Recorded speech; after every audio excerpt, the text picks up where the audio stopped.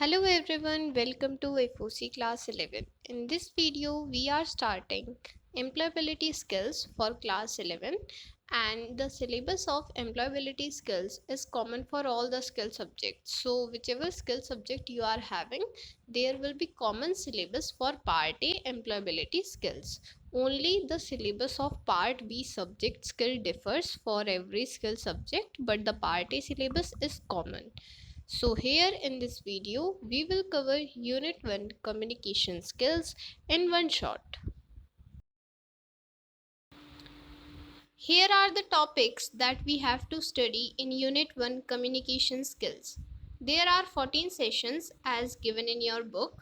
Students, if we cover all these sessions in one video, then the video will be too long and it would be tiring for you also to cover all the sessions in one go and watch the video for too long. So that is why we will be covering this unit in two parts, part 1 and part 2. This video is part 1, in which we will be covering first 7 sessions, and in the next part 2 video we will be covering the remaining sessions. So let us start. Before proceeding ahead, please have a look on this Class 12 IT Code 802 sample paper book. The links are given in the description. If you or any of your friend wants it, then you can purchase from the links given in the description. Let us start with Session 1, Introduction to Communication. We all are familiar with communication process in which we ask, give and receive the information. So we are basically sharing information in the communication process. Now, the word communication is derived from a Latin word, communicare. And what is its meaning? Its meaning is to share. So, we can define communication as the sharing of information between two or more individuals or within a group to reach a common understanding. Means we want to have a common understanding about any topic or anything, so that is why we communicate with each other to share our thoughts and opinions. Now, what is the importance of communication? Why do we need to communicate with other people? Actually, we need to communicate with other people to inform about something, or to express your feelings, or to influence them. So, if we want to have good relations with other people, then we should be able to clearly express our thoughts, feelings, and ideas to them. Also, having knowledge about more than one language can help you to communicate well with people around the world. Because if you are living in a specific area, then its language is fixed. But as you move around the world, you observe people speaking various languages. You cannot understand or speak every language, but if you are having knowledge of a common language which is spoken by majority of the people, like English, so you will have an advantage of communicating with them properly. So this is the importance of communication.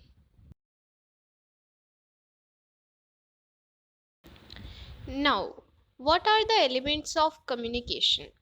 From the previous diagram of communication process, we concluded that in a communication, we ask, give and receive information.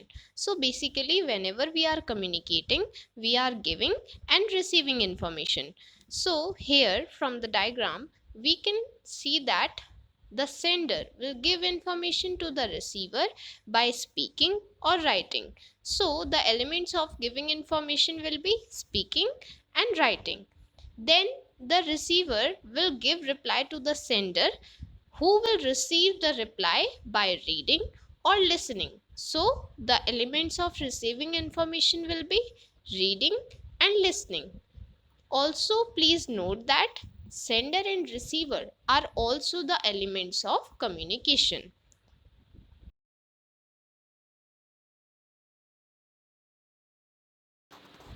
This figure explains the elements of communication. Here, the sender will start the communication process by sending the message to the receiver. The receiver will receive the information or the message and then reply to the sender. And this give and take of the messages will take place on channel. Now, what is channel? It is basically the medium which we use to communicate.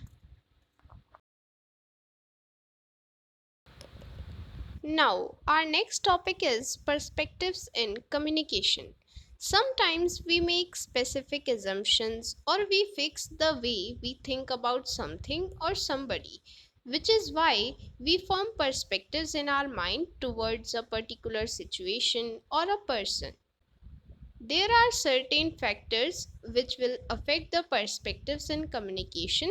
Let us study about them. These are also important from your examination point of view. First is language. Suppose you are using any incorrect word or you are speaking in a language which is not known by the other person, or if you are not having complete knowledge about the topic but you are talking about it. So, these kind of mistakes in language can affect the perspective in communication. Next factor is visual perception. It means that you form perspective by only focusing on the outer looks of a person. Suppose if a person is well dressed, you may think that he is rich. So, this is your visual perception. Next factor is past experience. Sometimes you may experience the same situation which you have already faced in the past. In such a situation, your perspective will be affected due to past experience. Because it has happened with you, so you think that the result might be the same as before. Next is prejudice. What is prejudice? Whenever we fix our ideas or the way we think about something or someone, it is known as prejudice. So it happens with us many times that we fix the idea or the perceptions about some people or some situations in our mind that this specific thing is always going to happen with that person or with that situation.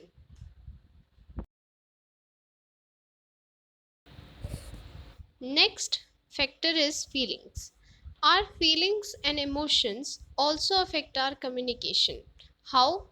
For example, if we express negative emotions, then negative perspectives will be formed. And if we express positive emotions, then positive perspectives are formed.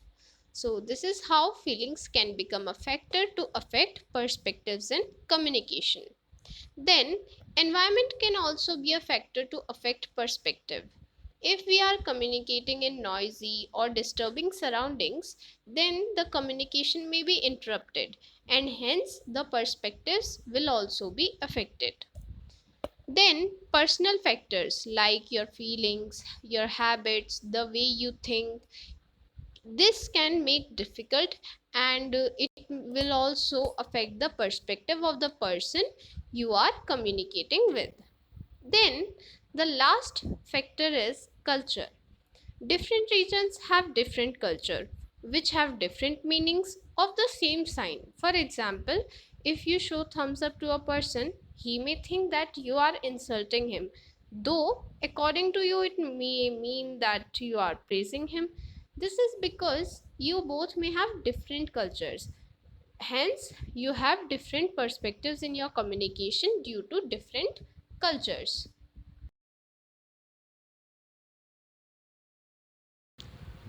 Now, let us proceed to the next topic, effective communication.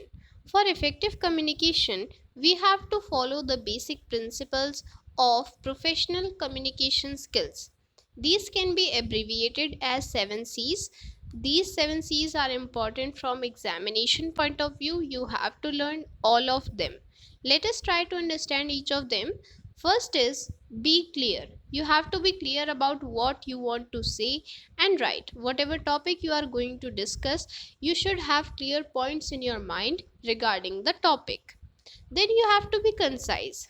You have to use simple words and say only what is needed. Sometimes people use so much complex words that the people are unable to understand what the person is trying to say. So you have to use simple words and you have to stick to the topic. Please do not divert from the topic because it makes the communication very long.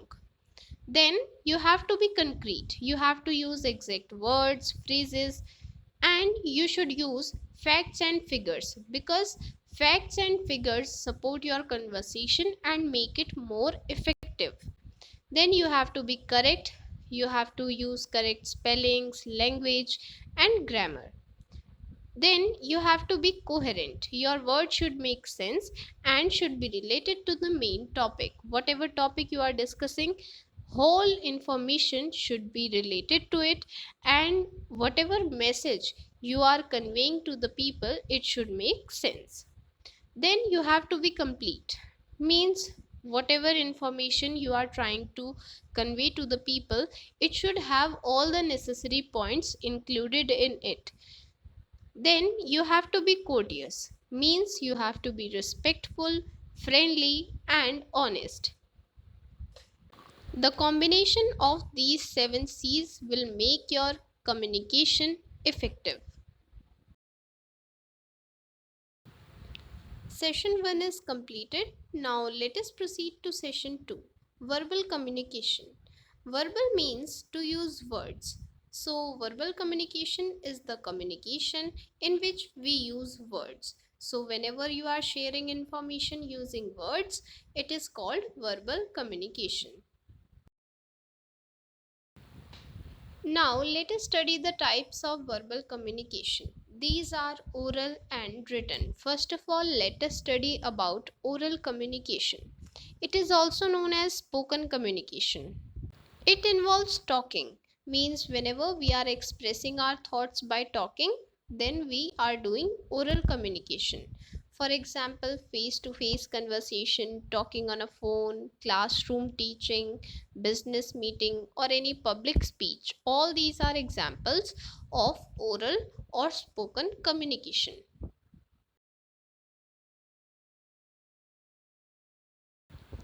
Now, the second type of verbal communication is written communication. It involves writing or typing words.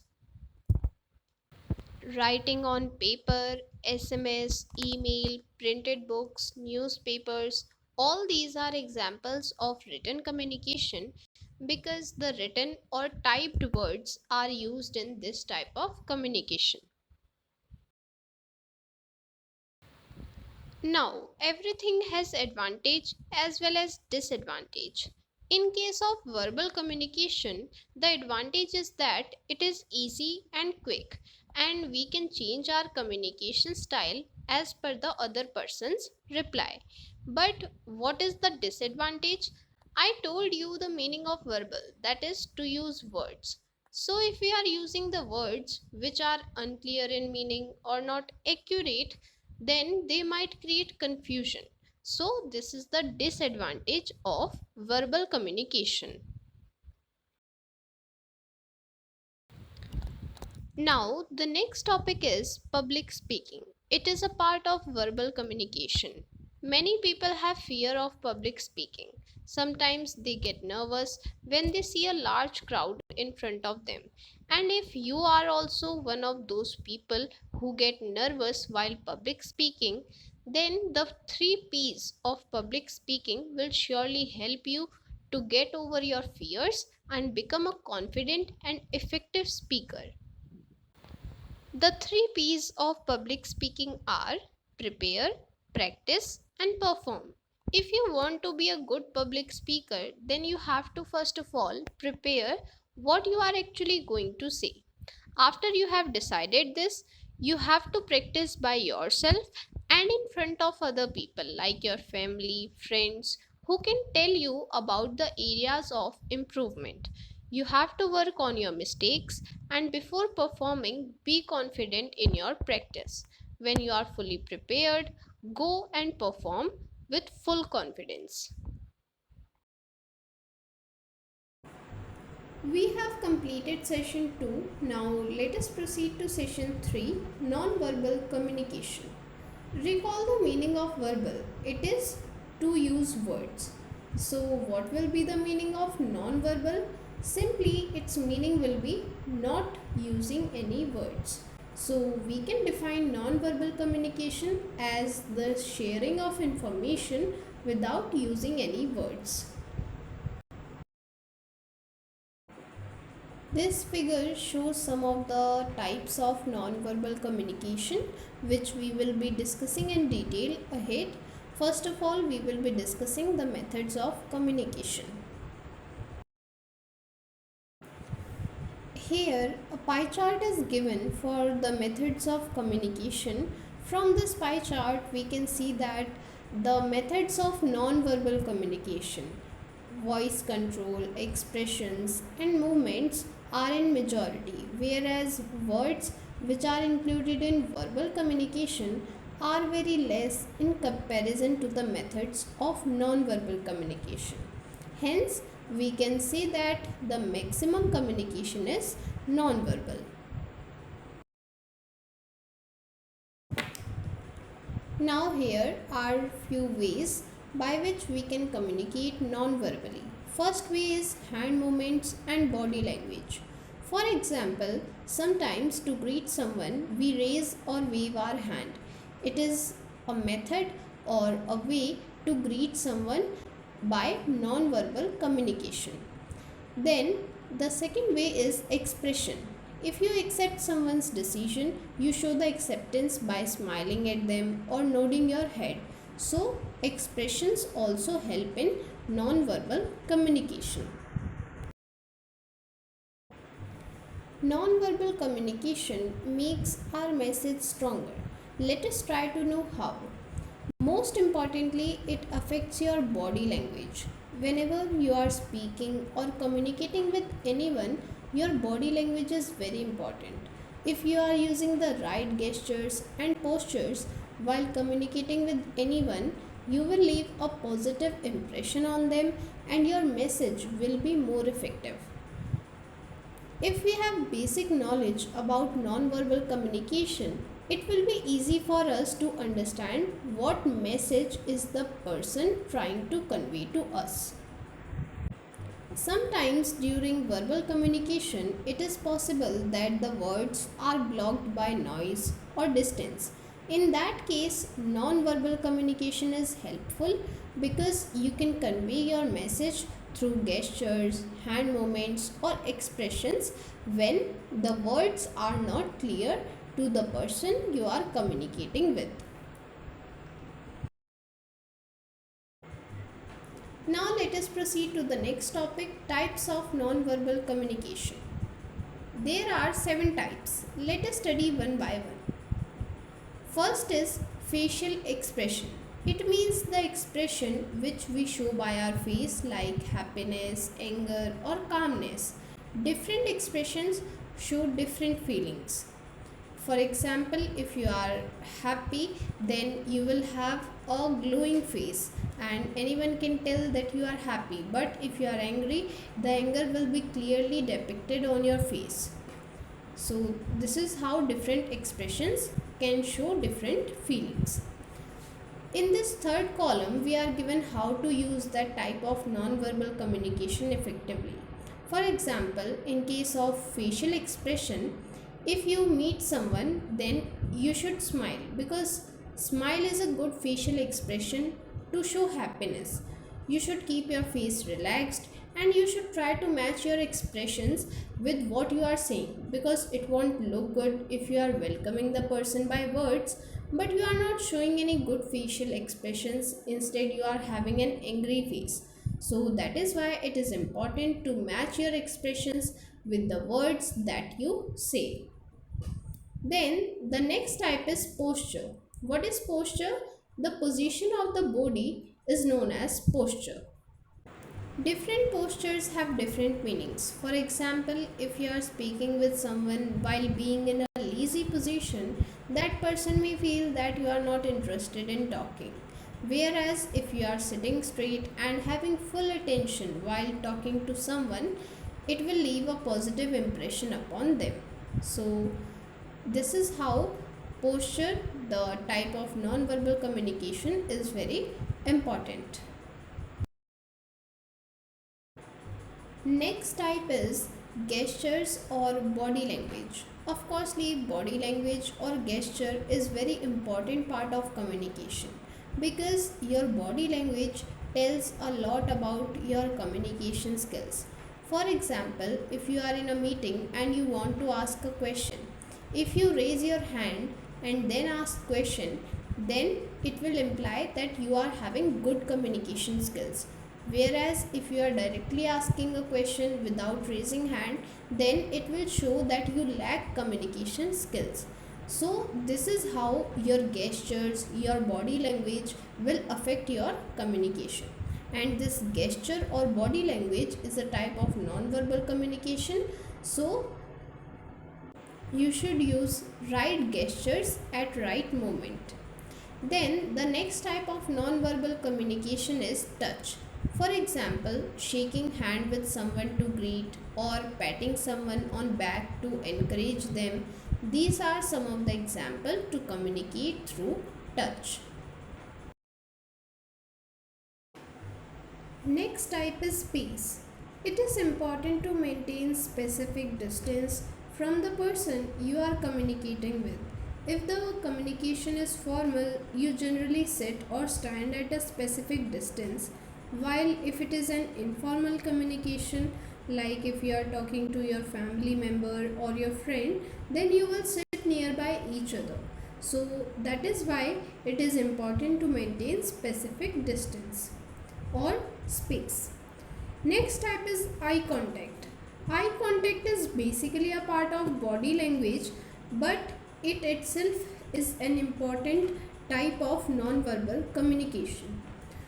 If you are seeing at other things rather than seeing the person whom you are talking to, it shows that either you lack confidence or you are not interested in the communication. But eye contact does not mean that you have to stare at that person. You can break the look every few seconds, but you have to frequently look at the person so that the person does not feel disconnected from the communication. Whenever you are replying to their question, make sure to have eye contact. Now, the last type of non-verbal communication is paralanguage. Students generally get confused that why paralanguage is part of non-verbal communication, it should be a part of verbal communication. Let us clarify this doubt directly.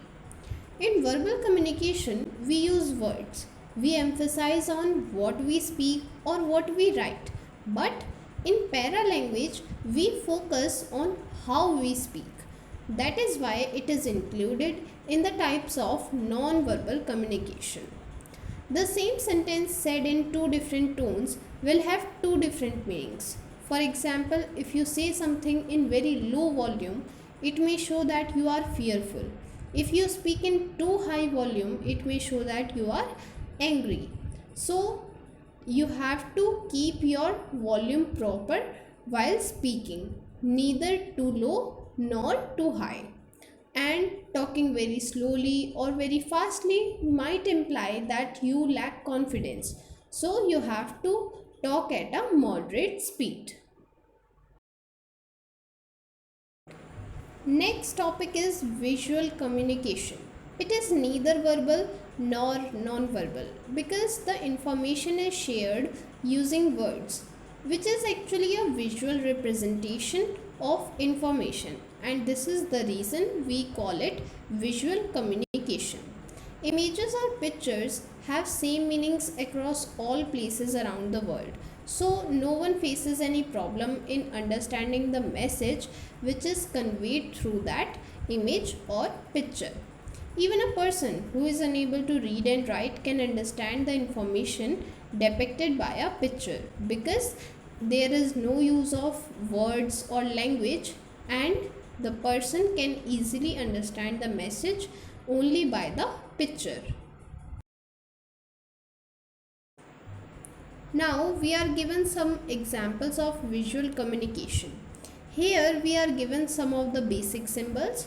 First is the symbol which signifies visual communication. Here you can see that the message, you don't have to blow a horn, it is depicted through a picture. So it is a symbol and it is an example of visual communication. Here few more examples of visual communication are given. Please learn all these symbols and their meanings because in exam they can be asked, and also it is important for you to have a general knowledge about the basic symbols that you see in your daily life. So please learn them. Now, we have finished 3 sessions of communication skills. We learned about communication, verbal and non-verbal communication. Now, let us proceed to session 4, in which we have to learn pronunciation basics. First of all, let us know what is pronunciation. It is the way you say a word or a language is spoken. So, if you are communicating with anyone, then not only the words and their meanings are important, but it is also important that how correctly you are speaking them. That is why we should know the correct pronunciation of the words. So, we will be studying 2 topics for pronunciation basics. First is phonetics, then types of sounds.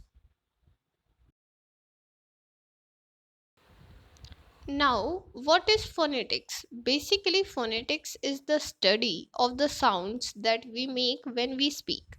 In English alphabet, we are having only 26 letters A to Z, but all of them can have different pronunciation in different words because every letter has its own way of pronouncing in different words. That is why when we speak English, the 26 letters are fixed, but their sounds are even more than 26 sounds. And this is the reason why the word spelling does not always match its pronunciation.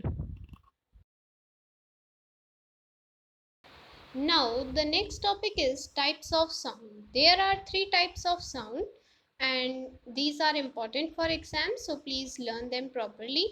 The first type of sound is vowel. Since our childhood, we have been learning vowel A, E, I, O, U, the 5 vowels in English alphabet. But the interesting fact is that there are only 5 vowels but 12 vowel sounds. It simply means that most of the vowels can be pronounced in different ways. For example, pronounce the word bit. We are pronouncing it as bit, not bite. Means we are not using the sound of the vowel I, which is present in bit, but we are using another sound. So we have different vowel sounds for different vowels. Then the next type of sound is diphthong. It is simply the combination sound of 2 vowels. Means when we combine 2 vowels to pronounce as one vowel sound, it is known as diphthong. For example, in the word house, the sound of OU is a diphthong because we have combined 2 vowels and we are pronouncing it as one sound. The third type of sound is consonant sound, and it is the sound which is neither vowel nor diphthong. All letters in English alphabet except the 5 vowels are consonants. Now, let us proceed to session 5, communication styles. To communicate your message to someone properly, you cannot use only verbal skills or only non-verbal skills. You have to communicate using both of them. So, a style of communication includes verbal as well as non-verbal skills.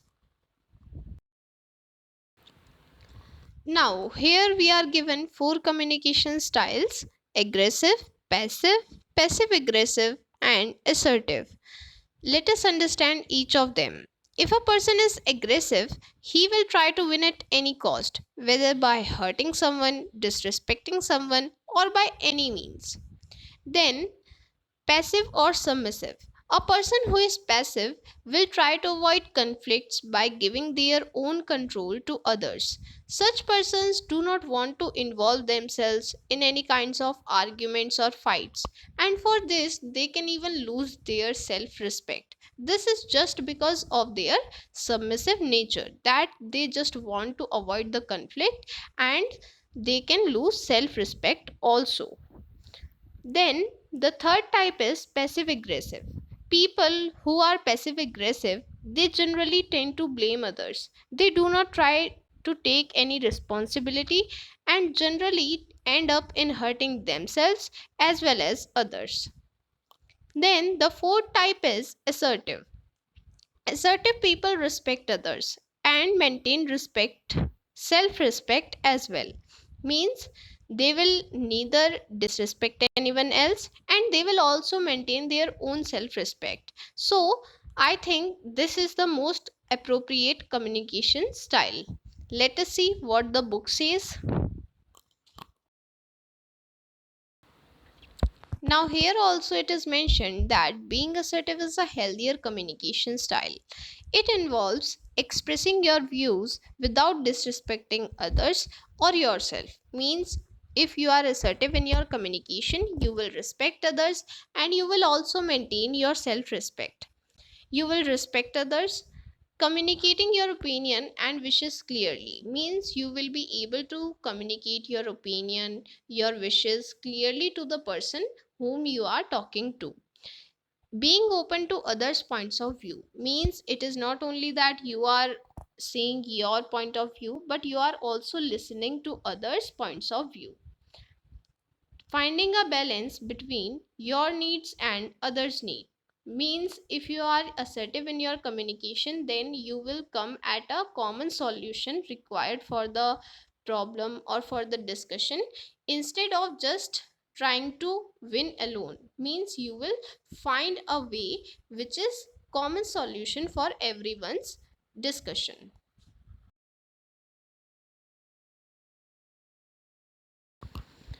Now, we saw that there are four types of communication style. Then, why are we only focusing on being assertive? Because there are certain advantages of assertive communication. Let us understand them. If you are assertive in your communication, it will help you to build your self confidence and self respect. You think before you say, you do not say for what you might regret later. You, as well as other people, feel positive while having such communication. Assertive communication allows everyone to express their ideas without disrespecting themselves or anyone else. If you practice assertive communication, it will help you to become more confident and you will become a better communicator. So, these are the advantages of assertive communication, and that is why we should be assertive while communicating with anyone.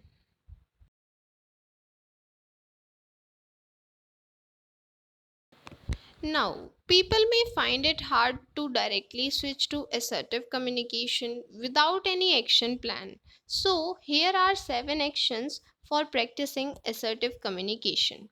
First of all, be confident. If you feel that you are right at your point of view, then have confidence and faith in yourself. Then, to communicate your ideas properly to others, don't go so fast. You should speak slowly and clearly. Then, dress correctly. Dress yourself according to the situation. Like for an office meeting, you have to wear formal dress. Then, be honest. Honesty is the best policy. And when you are honest in your opinions, there are more chances that you will be heard. Don't be aggressive. Listen to others patiently and present your point of view politely. Means you have to present your point of view also and you have to listen others also. So don't be aggressive in the communication. Also, when you feel that something or someone is wrong, speak up. Don't feel shy because it is not disrespecting but exposing the truth to all. So you should speak up. Last but not the least, you have to learn to say no. Some people think that saying no is aggressive behavior. But if you feel like people are misusing your polite nature every time, then you should say no whenever you feel the things are not right. So, these are the 7 actions by which, if you practice, then you can have assertive communication.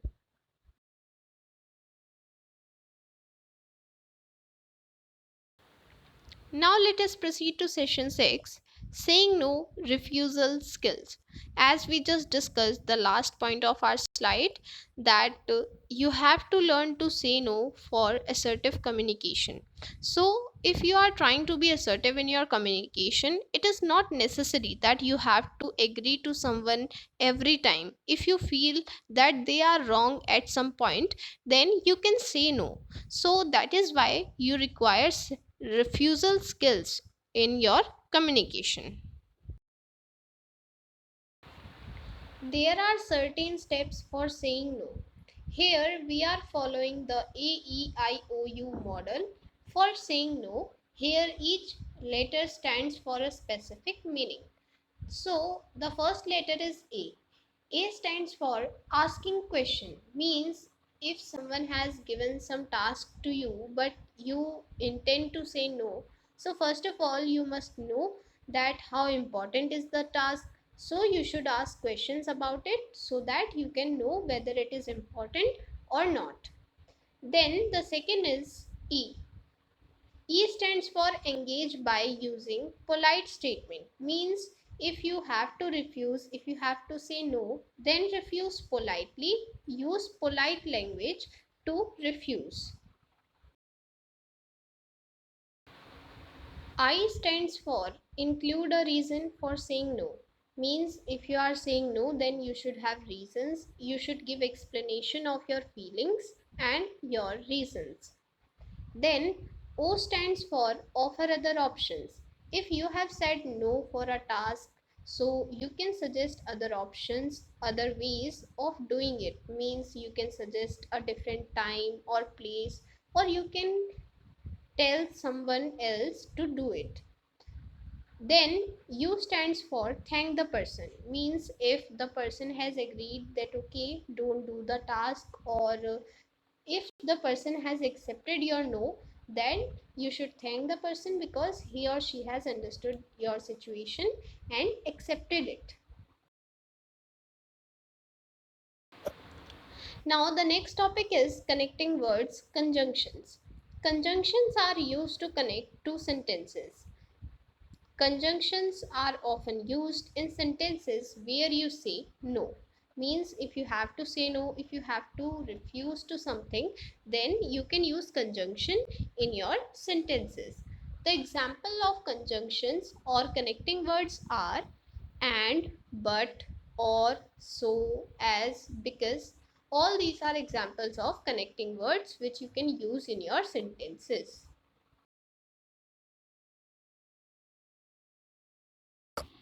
Now let us proceed to session 7, writing skills, parts of speech. Now, what is the difference between sentence and phrase? Both are a group of words. If we use a sentence, then we are communicating a complete thought. But while using a phrase, it does not make complete sense. So, if you are using a group of words which is communicating a complete thought, then it will be called sentence. But if it is not making complete sense, then it is a phrase.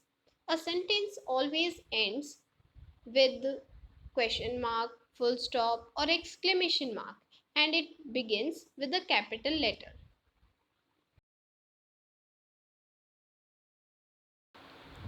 We have just learned that we have to capitalize the first letter of a sentence.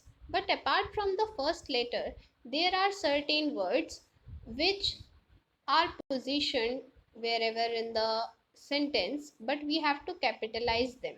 So, we have a set of simple rules called mints that will help you to capitalize words correctly. Here M stands for months, means if there is name of any month you have to capitalize it. Then I, means word I. Whenever you are using the pronoun I, you have to use it in capital letter only. Then N stands for name, means whenever you are using any name of place, people or day, then you have to capitalize the first letter. Then T stands for title. Sometimes people are given title or some places are given title, so you have to capitalize the titles. Then starting letter of sentences. S stands for the starting letter. So I have already told you that you have to capitalize the first letter of the sentence.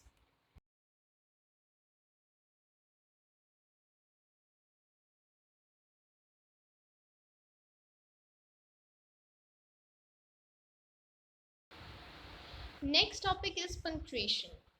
We all are familiar with punctuation. It is a set of marks which help us to understand parts of a sentence and explain its meaning. If you use wrong punctuation in a sentence, then the meaning of the sentence can be changed, and if you are not using any punctuation, then it will be difficult for the person to understand the meaning of the sentence. That is why we should use correct punctuation at the correct place in a sentence. Here we are given some of the punctuations. First is full stop. Full stop is generally used to show the end of a sentence. Also, sometimes we use a dot in front of the shortened name. For example, for doctor, we write DR and then one dot.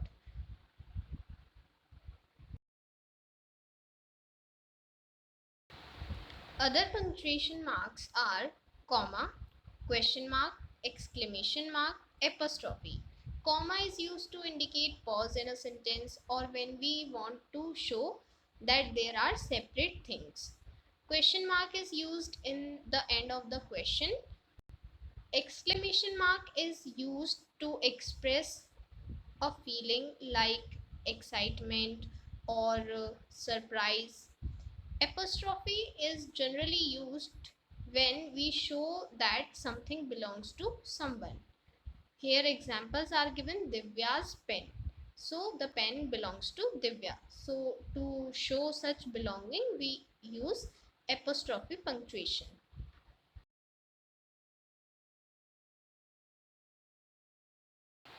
Now the next topic is basic parts of speech. First of all, what are parts of speech?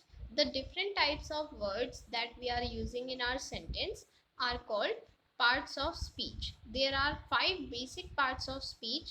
Let us learn them one by one. First is noun. We all know that noun refers to name of person, place, thing or idea. So these are naming words. Pronoun. Pronoun is a word used in place of a noun. Means every time we cannot use the name of a thing, so we use pronoun instead of noun. Examples of pronoun are I, we, you, they, he, she, it, etc.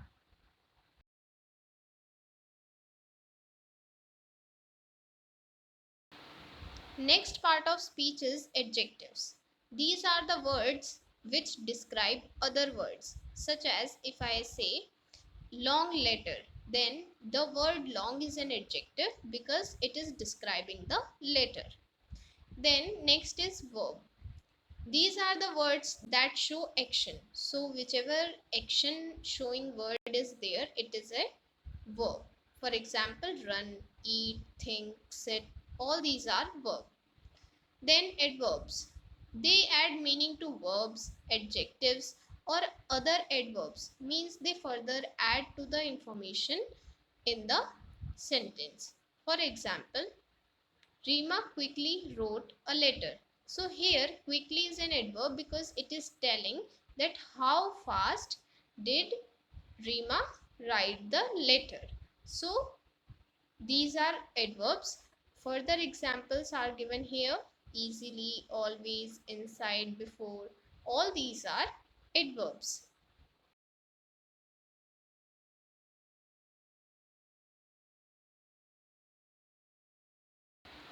We have studied 5 basic parts of speech. Apart from those, there are other 4 parts of speech, and these are called supporting parts of speech. These are articles, conjunctions, preposition, and interjection. Let us study them. First is articles. A and the, all these are the articles which we generally use before nouns. Then conjunctions. These we have already discussed. These are the connecting words which join any nouns, phrases, or sentences.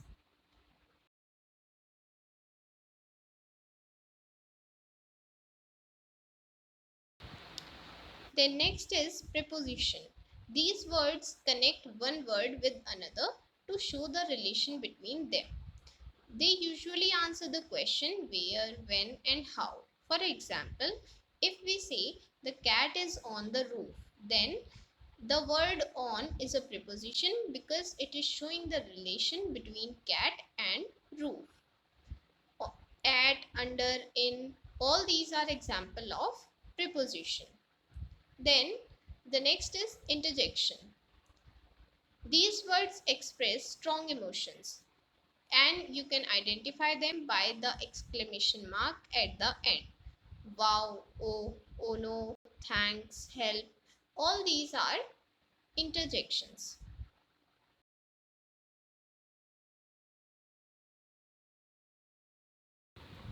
Till now, we have covered the first 7 sessions, and as I told you, we will be covering the last 7 sessions in part 2. So, we'll meet you soon in the next video where we will be completing this Unit 1 communication skills. Till then, bye bye. If you want to purchase Class 12 IT Code 802 sample paper book, the links are given in the description.